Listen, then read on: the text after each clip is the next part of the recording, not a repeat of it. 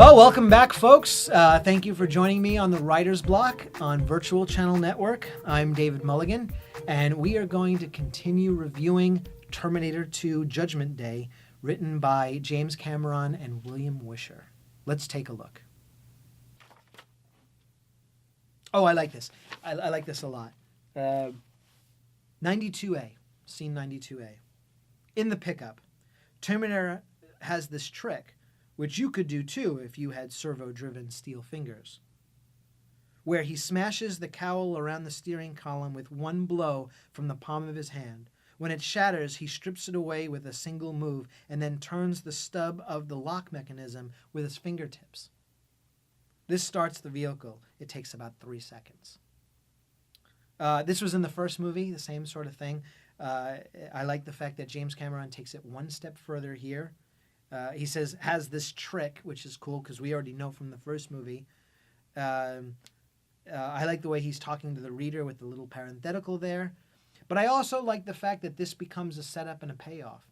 And the setup is he's a learning machine. This is what he knows. This is what he was programmed to do. And yet he's able to learn that a lot of times these trucks have keys in the visor because John finds the keys in the visor.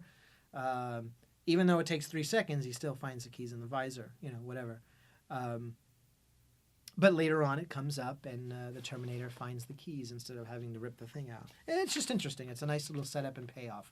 Every story should have a lot of these little setups and payoffs. And this one is no stranger to that. This one has a lot of really good ones in it. Moving on. Okay, let's go to 136.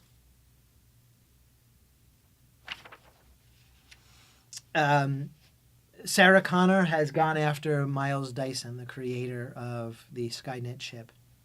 And she's about to kill him, but can't. She sees the family, and she can't. And I love the way that James Cameron writes this particular part. Look at the bottom of 136.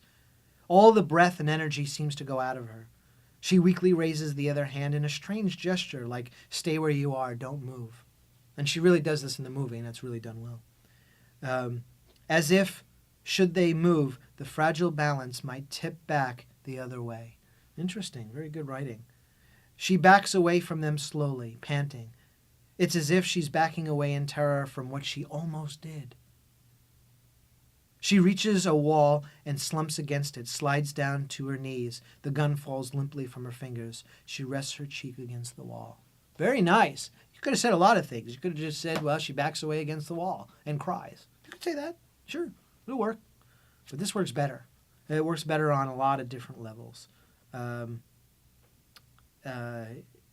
gives the actor, I believe, a lot of leeway to put their personal touch to it. So, but take a look at it. It's good writing, nevertheless. I think it is.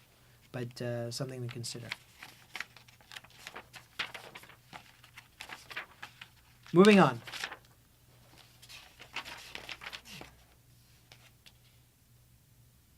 Okay, so we talked about setup and payoffs, right?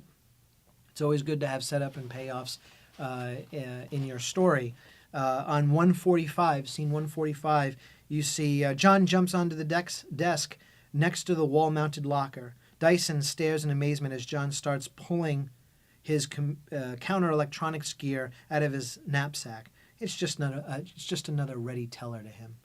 Because in the beginning of the movie, we see that John's got all this electronic stuff that he's learned as he's grown up, and he can take money out of teller machines by figuring out the PIN number, that kind of thing. And here, he goes in further, and that talent, that gift that he has, or ability, whatever, gives them the ability to get into where they wouldn't be able to get into otherwise. Nice payoff. Very nice. There's nothing worse than a setup without a payoff. I don't know if you can have a payoff without a setup. Probably not. But you can have a setup without a payoff. I've seen that many times. Moving on. Well, folks, that's it for today. Please join me next time when we continue to take a look at Terminator 2 Judgment Day by James Cameron and William Wisher. We'll see you then.